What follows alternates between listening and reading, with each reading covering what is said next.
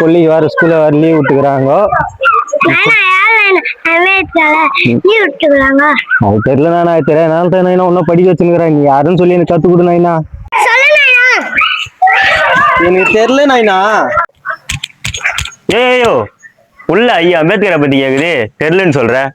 நீ வேணா நயா இதெல்லாம் சட்டை இல்லாத போதே சட்டையை போட்டு படிச்சவரு, சட்டை இருக்கிற போது சட்டையை போடாம வச்சுக்கிறியா? முதல்ல சட்டையை போடியா. அம்பேத்கரை பத்தி கேக்குறேன், எனக்கு என்னையா தெரியும்? யோ நான் சொல்றியா?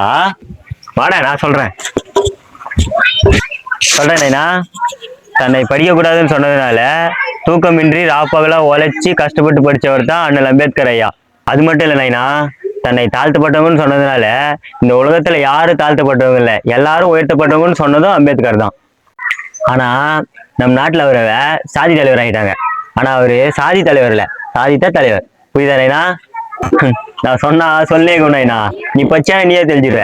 நீ படிக்கிறதுக்கோசரத்தான் அவர் கஷ்டப்படுகிறாரு. பட்டாடா பட்டா நைனா, முதல்ல சட்டையை போடியா.